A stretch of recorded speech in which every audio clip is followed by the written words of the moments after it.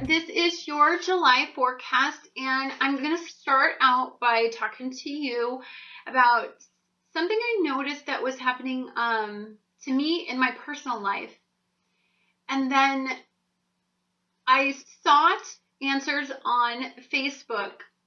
I really honestly don't watch TV, and I research all the times that I'm not working two jobs, because astrology kind of takes up as like a full-time job, and then my I have a 40-hour week teaching job, which really takes up more than 40 hours a week, and so I'm not really involved in any social networking as far as like with other astrologers or anything.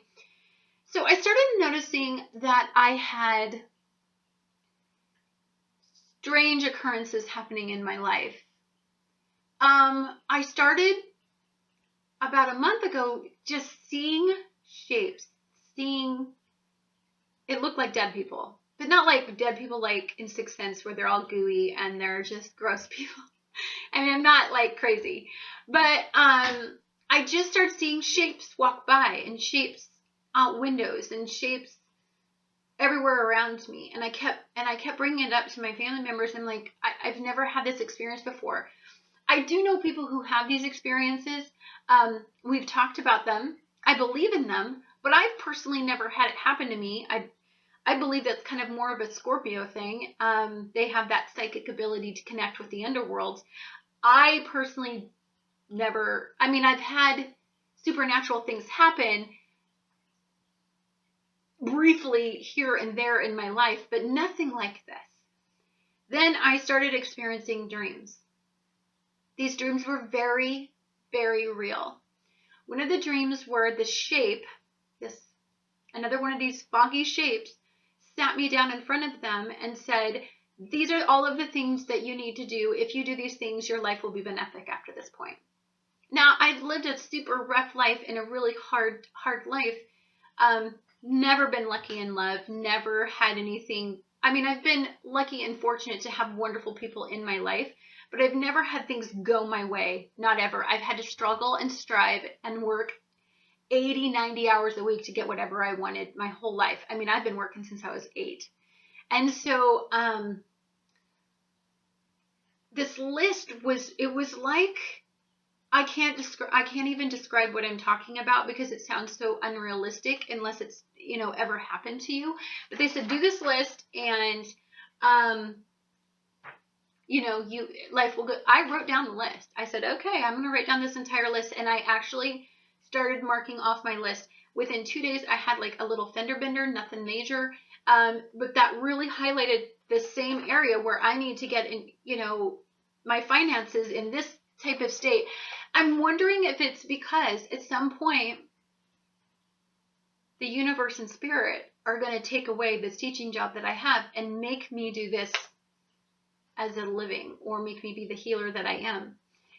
So I'm listening. I'm doing some research on my videos. Before I do anything, guys, I just put stuff on the background as I'm getting ready. And I put something on about Venus being debilitated because I have my Venus is in Virgo and it's debilitated. And so I was just learning about that, and it just went into the next video, which just so happened to be about fellow people out there, fellow light workers out there, having these same types of unexplained situations happening in their life. And it was like an aha moment, and it was so amazing to me because it's like, oh my God, it makes sense out of the things that aren't making sense. And because I have my Venus in Virgo and my South Node in Virgo, I like everything to make sense. Not to mention my rising sign is in Gemini, and it's a very, it's an analytical. I approach everything analytically. And so I needed to make sense of what I was feeling, but I was kind of embarrassed to tell anybody about it because it's like, who's going to believe me? I told like 3 people. Now I'm telling the entire internet. But the reason why I'm telling you guys is because this wonderful astrologer that I truly adore, even though he's a Vedic astrologer, I really like his take.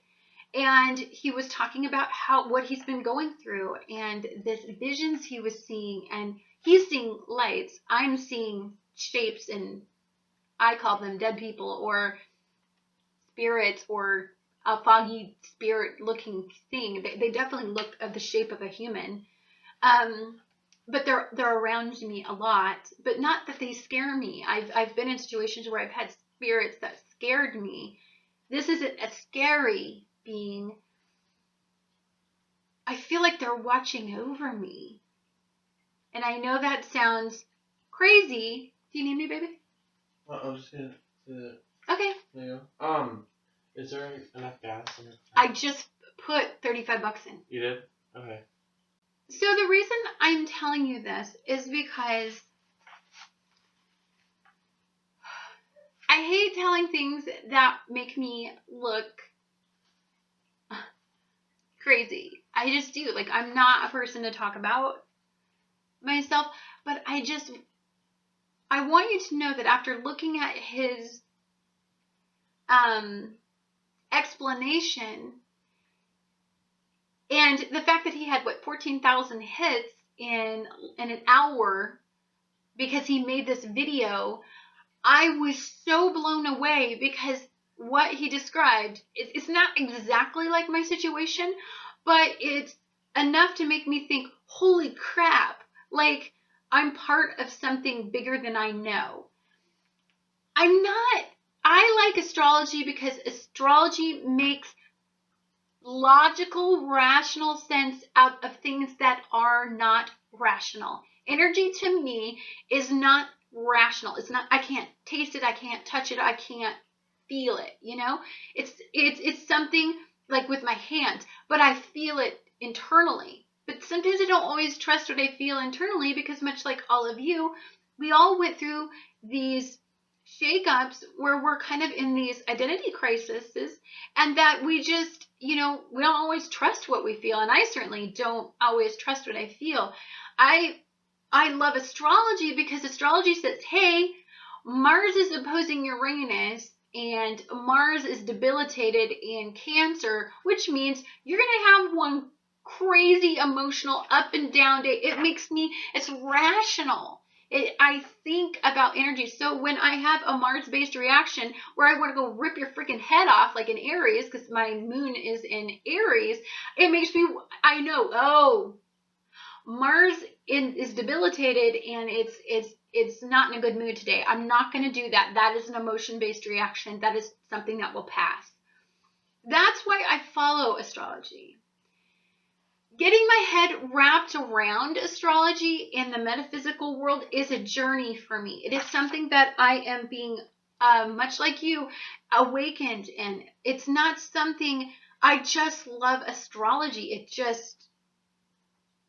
It's science to me now because I do enough research and I am a teacher, so I see behavior of individuals every day and I know where the energy's at and I can actually predict people's behavior now, where before I just thought they were crazy and all the energy was coming from friggin' nowhere.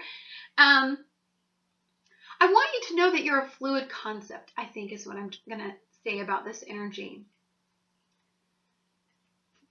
Human beings, we have made logical sense, rational sense out of being a human being, but we're a spiritual being. We're connected to a source. We're connected to something bigger than us.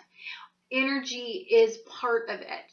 And I think that you, Cancer, are going to go through a little bit of awakening this month. This is going to be your month of like, holy cow, what did I just get myself into?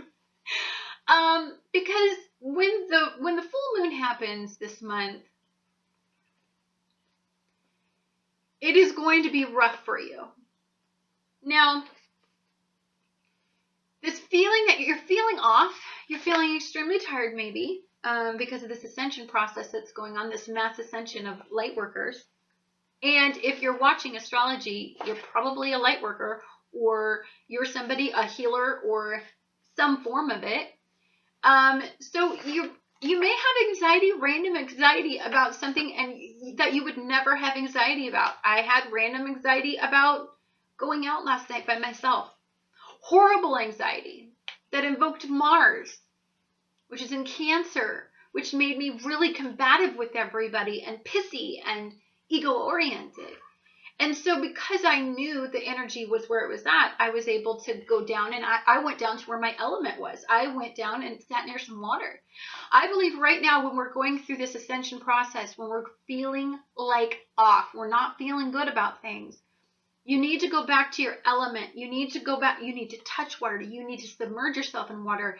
You need to be around water. You need to watch meditation videos that have water in it.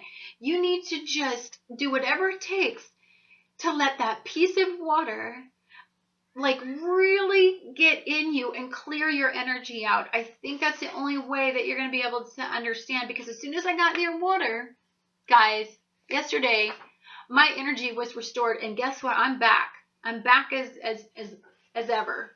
And so I cleared my Mars-based energy. And I want to bring these messages to you because I think this month is just going to be a hard month, I think, because so much of what you're going through is out of your comfort zone.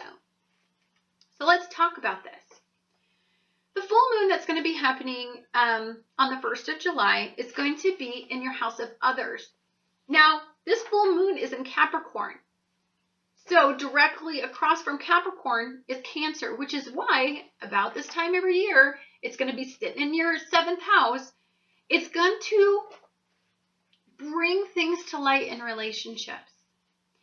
You're no longer emotionally under the shadow of that emotional experience. It's like a spotlight it's like a flashlight went on at night and illuminated the night for you. Now, essentially the way that I look at a full moon is it's like that the moon comes out, it highlights all the shadows. So for you, this is going to be an emotion, well, for everybody. And so that's why you see a lot of endings and cumulative things coming to a head. And because it lightens the shadow, the dark, and keeps you in the light for 5 days. And then you work through that period for another 4 weeks. But you have 2 full moons this month. Full moon periods are very difficult for Cancers. And I feel the energy of the full moons a couple days before. It peaks on the full moon. And then I notice that I'm kind of chilled out by the end of the full moon. I think I go through more before the full moon than I actually go through on the full moon and after the full moon. I think everything peaks on the full moon. I notice that, it's like Dr. Jekyll and me comes out and I just freaking take care of whatever's going on, my Mars-based energy, and I totally self-destruct whatever it needs to have blown up right there at that time. But I've noticed a lot of things come about on these full moons. For you, this is in your opposite sign, right? Not only is it in your opposite sign, but the sun is going to be in Cancer and Mars is in Cancer. So Mars is debilitated in Cancer. It doesn't feel comfortable in Cancer. You know what? It's a warrior. It wants to go out there and move. It's an action-oriented energy. And it's not an action-oriented, let's go freaking clean the house and let's go deal with family matters. It's let's go storm the hill and save the world energy. And it's stuck at home doing dishes right now. So it's pent up. It's you're a whirlwind of energy. So if something emotionally sets you off on this full moon and others, you are going to have an ego-oriented response to it. I like it, but I understand Mars energy. I have my Mars is in Leo, so it's a take care of it kind of energy. So I like to take care of it. But if you're a person who doesn't like upheaval or aggression or getting in somebody's face about things, this could be a very unsettling energy for you. For me, you know what? I want to rip off the Band-Aid. I'm not slowly pulling off the Band-Aid for frickin' nothing, right? And so you will have that energy. It will be an ego-based response of yanking it off and pulling it off. Be aware of that. And this for you is going to be in relationships. Who you partner with. It's going to be about marriage. You're going to want to sit down and have a conversation about the reality of where this freaking relationship is going. No more are you going to sit there and just say, you know what, I'm going to let him lead me or she lead me in this relationship where she wants me or he wants me to go. No, you need to know where it's going. And Mars is going to want to make you want to have that talk. And it's going to it's possibly going to highlight an area for you in your relationships that you don't want to see. And I think all in all, it's going to be good. I do. You've got the Sun and Mars both trining Uranus. So yes, it's going to be unexpected. Yes, it could bring about a sudden ending. Yes, it could bring about a sudden situation that you didn't know existed, and you know what? It's a hurdle, But you are looking at the future. You are looking at what's good for you. This isn't about what's good for others. This is about you plus others. You don't make decisions anymore based on what's good for other people. You're 1 plus 1 equals 2. And you're going to be very oriented on this day like that. Warning you. On the 8th, I think we're going to have a beautiful, superb day. I think that Mars is going in Cancer and the Sun in Cancer. You guys are both those energies are going to be trining Neptune and Pisces. And this is going to be in, what do you want? What fantasies do you still have about the future? What core-based processes can you put in place that will get you to that next level in your life? You know what? It could come from a source in your love life, or maybe there's just something super pleasurable that you've been wanting to start or trying to start or pitter-pattering about, you're just like, but you don't have enough gusto to make it a start, make it an ignite. I think you're going to want to do that in this day. There's gorgeous, gorgeous energy. I love when Neptune is being trined because no longer are we having that anxiety, fear-based, reality-based reactions to things because you're like, oh my God, I didn't see that. I can't look away. I can't look away from that horrible thing I'm seeing like it was in June. July, you're looking at it and you're like, yeah, I could probably work with that. I think. If you can't, you're going to get rid of it. Mars is in you, dude. You're going to be like, out of here if you don't want it anymore. I like that you have a powerful energy counterbalancing your Sun, counterbalancing the sensitivity in you. I like it. I believe in everything is in a balance. You have an extremely masculine energy balancing out an extremely feminine energy. You've got the mother and the father energy in here. You've got a lot of energy that gives you the knowledge of both of your parents. If you grew up with great parents, then you have the energy from both of those parents giving you those life lessons, those karmic guides for the lessons that you are going to have throughout your life. You saw your parents growing up, and I believe that we live the life of our parents over again until karmically it gets right, and then we rewrite our own karmic past. And so, if you could have a lot of awakening in this area. I think it's wonderful. On the 13th, we have a day of balancing. I like when Cancers balance. I think it's best because we don't want to hide in our shell, but we're not so brave that we're running around all over the place, not anticipating, the fact that there could be a giant octopus that eats our little Cancer self. I saw that on a video on YouTube and it was wicked cool. But an octopus just runs out and grabs this crab and then sucks it back down. And the crab would just walk along, mind his own business, and normally, you'd think he'd have some sort of sixth sense, but he didn't have any. So you're this crab, you're walking around, but you're cautious. But you're walking around. And that's better than you were in June. I think it was a hard, weird month in June. So, the moon on the 13th is going to be in a sextile with Jupiter, and it's going to be trining Venus. So for you, you could have something that comes up where you're thinking about a friend in a different way, or you're looking at your spirituality in a different way. You are wanting to expand your mind. You want to get down to the nitty gritty of why you're experiencing all of this sudden awakening energy. It's going to take you to that next level. There could be a pleasurable experience where you connect with somebody and you connect with that person in such a way, but this is a like-minded individual. And it's somebody that you can talk to about everything that you're experiencing. And this could just really generate something, like I said, an awakening experience. This is definitely, I don't think, something that you would completely expect. Or counterbalance energy, the not so great energy of this day, is something could come up that is from your past. A family issue, or somebody talks to you about something that ignites old insecurities, old feelings about back in October of 2012 to 2014.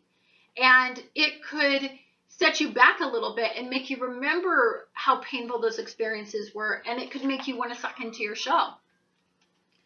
I think there's so much beautiful energy. I think that you may initially response would be to do that, but I think something's going to keep you from doing that.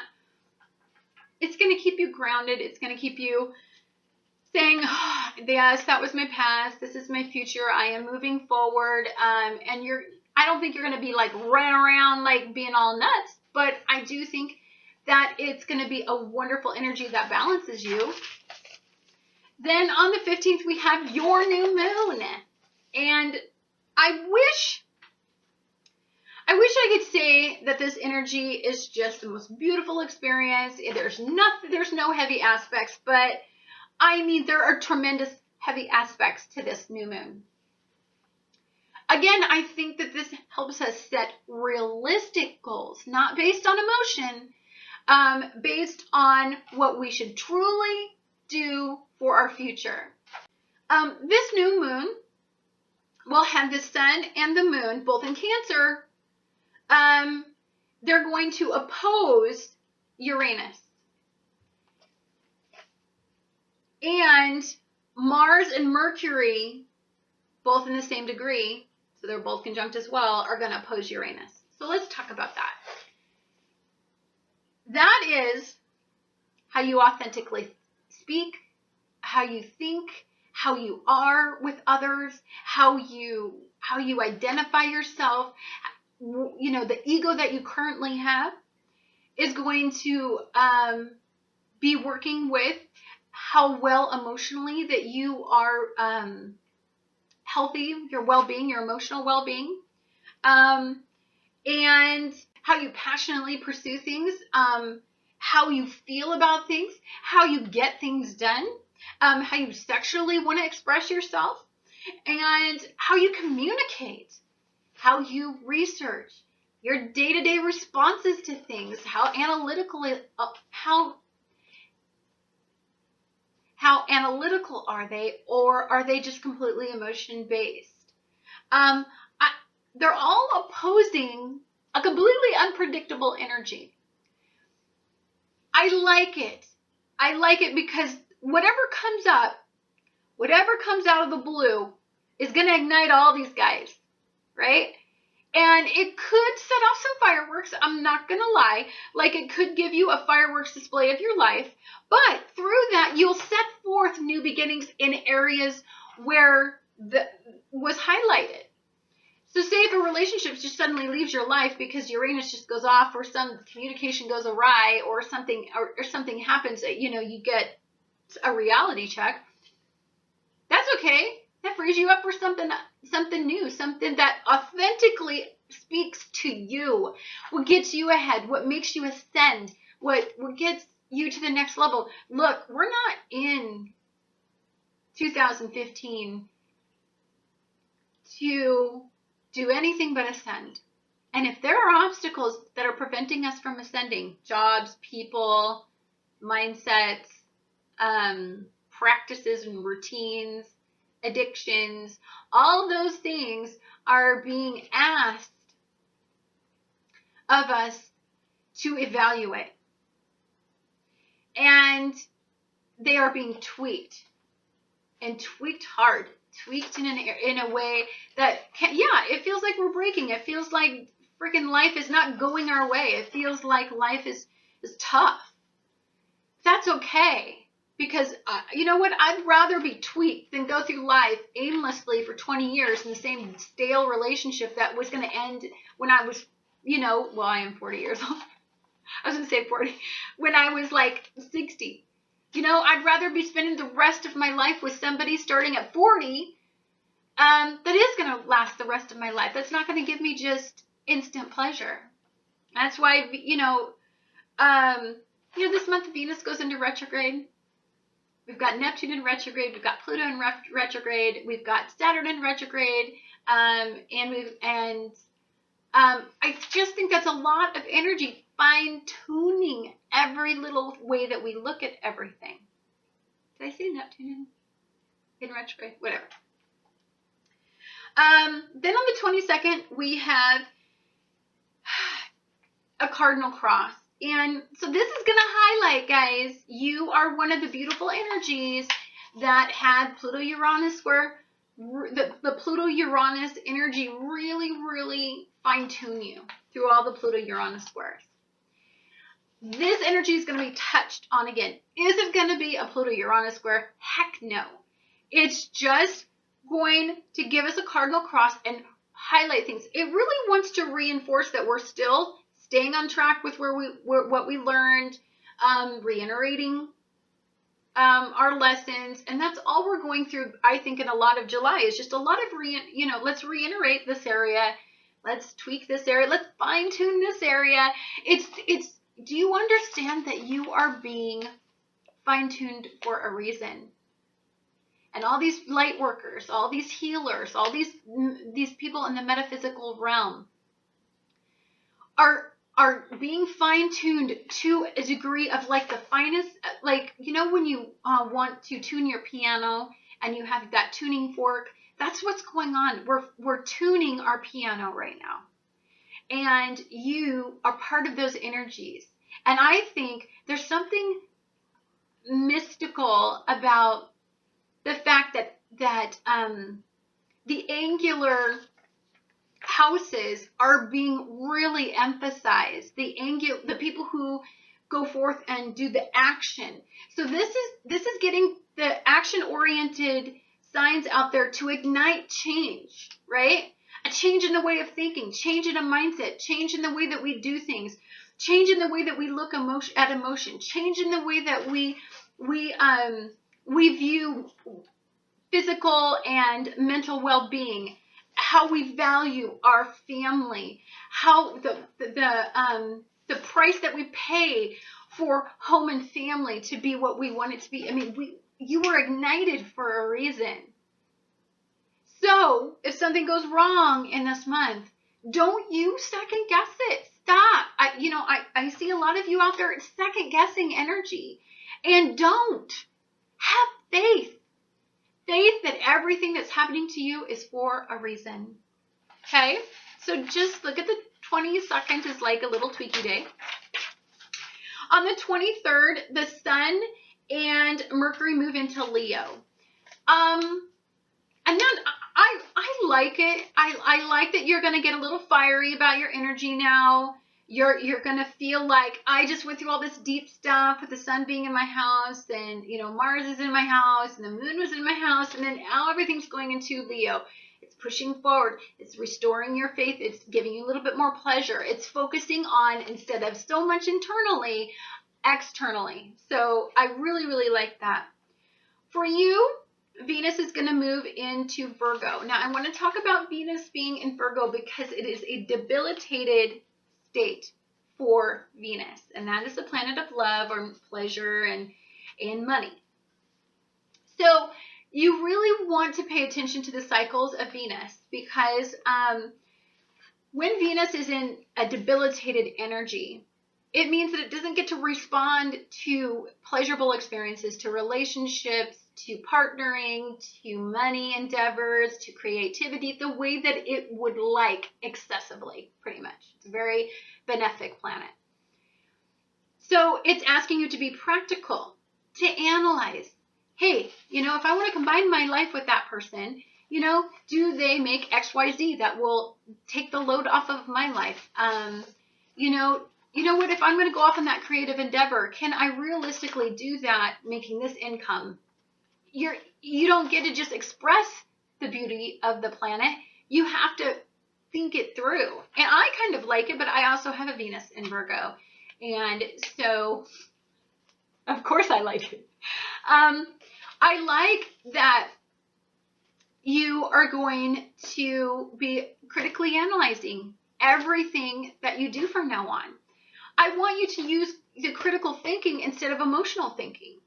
I feel that when Cancers make emotional decisions, often they are misled. That's not to say that you should never make an emotional-based decision, because as I've said before in other videos, I think that it's crucial that we make emotion-based decisions in a world where nobody makes emotion-based decisions, and that we show people that making these decisions is actually what people should be doing instead of making completely analytical, material-based decisions. So that happens on the 23rd. And so the moon is going to be trining Venus during this time. So that means I think for you, you're going to be looking at how you value yourself, how you value others that are currently in your life, how you want them to value you. I think you're going to look at your possessions. You may do a little home restoration work. You may think about changing it up. You may think about starting a website. You may think about your thinking. You're critically analyzing all of those areas. You're taking what you emotionally connect to, and you're putting an analytical thought process to it, which I totally dig, by the way. I mean, I'm going to tell you right now, the sexiest man on the planet was Spock for me, because I make emotional-based decisions, and all Spock does is make completely logical decisions. So I could slurp him up like a little Slurpee. Like, I loved him. And I love the new Spock. He's even more delicious. But anyhow, so I think for you, this day could be pretty fabulous. There's a lot of beautiful trine energy in this day. You're going to be looking at how what you get pleasure from, romance. Like, you just want to be plugged back in. It's gorgeous on the 23rd. And then on the 25th, Venus retrogrades in Virgo. So when Venus retrogrades in Virgo, yes, it's even more debilitated, but I like it because that makes us extra critical. That makes us think, okay, that person may not be perfect, but they do this for me. But you're going to be able to critically analyze, okay, but they still need to make this money. So I can't just love this person and they have no job, right? They need to add to my life. So let's have a conversation about that. I'm not just going to jilt you because you don't fit into my box of like that list that I have for men. Like, it's beyond that. Also,